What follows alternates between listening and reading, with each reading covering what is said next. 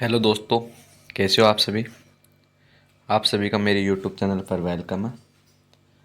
Nursing से regarded सूचना पाने के लिए मेरे चैनल सब्सक्राइब करें, जिससे मैं कोई भी नया वीडियो बनाऊँ तो सबसे पहले आप तक पहुँचे। दोस्तों, इस वीडियो में जैसे कि आपने थंबनेल पे देख लिया, किस बारे में बातचीत करने वाले, इसमें एक इम्पोर्टेंट न्यूज़ है, उसके बारे में बातचीत करने वाले हैं। दोस्तों, पहले क्या होता था कि जो बीएससी नर्सिंग के कॉलेज जो राजस्थान में एडमिशन लेना है तो उसके लिए आरयूएचएस एक अलग से एंट्रेंस एग्ज़ाम करवाता था, खुद का एग्ज़ाम करवाता था आरयूएचएस। पर अब क्या किया है, आरयूएचएस ने एक अभी रिसेंटली एक चेंजिंग की है।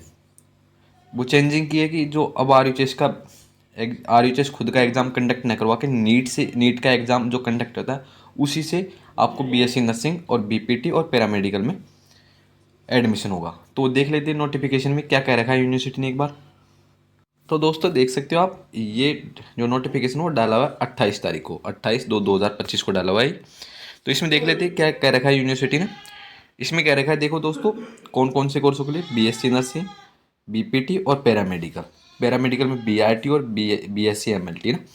तो राष्ट्रीय परीक्षा एजेंसी भारत सरकार द्वारा आयोजित राष्ट्रीय पात्रता सह परीक्षा नीट यूजी के प्राप्तांकों के आधार पर विश्वविद्यालय द्वारा संपन्न की जाने वाली ऑनलाइन काउंसलिंग प्रक्रिया के माध्यम से अभ्यर्थियों के मेरिट क्रम चॉइस के आधार पर प्रवेश कर, यानी इसका मतलब ये है कि आपको 2025-26 में एडमिशन होने थे। पहले यूनिवर्सिटी ने क्या कह रहा था कि आरयूएचएस खुद का एग्ज़ाम कंडक्ट कराएगा और उसके अनुसार आपके नंबर के अनुसार आपको कॉलेज में एडमिशन मिलेगा। पर यूनिवर्सिटी ने सडनली चेंज किया है कि अब जो नीट का एग्ज़ाम होगा, जो 2 महीने बाद में नीट का एग्ज़ाम आ रहा है, उसमें जो एग्ज़ाम होगा उसके प्राप्तांकों के अनुसार आपको कॉलेज में एडमिशन दिया जाएगा। तो इससे बहुत बड़ा जो प्रॉब्लम क्रिएट हुई है स्टूडेंटों को। दोस्तों, जो स्टूडेंट तैयारी कर रहे थे आरयूएचएस की, उनको बहुत बड़ी प्रॉब्लम हुई, क्योंकि जो नीट का पेपर होता है और जो आरयूएचएस जो एंट्रेंस एग्ज़ाम के लिए पेपर करवाती है उसका लेवल बहुत अलग होता है।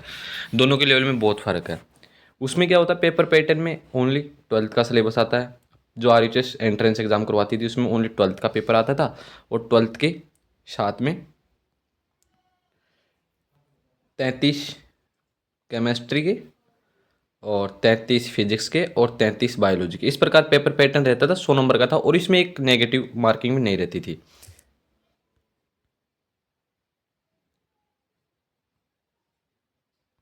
अब क्या हो गया कि जो स्टूडेंट पहले तैयारी कर रहे थे उन्होंने ओनली 12th पढ़ी थी, और 11th में आती है, जो नीट में आती है 12th और 11th दोनों। तो एक बहुत बड़ी प्रॉब्लम क्रिएट है। और इसके लिए बहुत सी यूट्यूबर कह रहे हैं कि जो अगर कुछ जैसे यूनिवर्सिटी पर ईमेल करते हैं, कुछ और करते हैं, तो देखो दोस्तों, ऐसा कुछ नहीं होने वाला। फिक्स है, जो यूनिवर्सिटी ने जो नोटिफिकेशन डाल दिया वो डाल दिया है, और अब नीट के अनुसार ही होगा एडमिशन।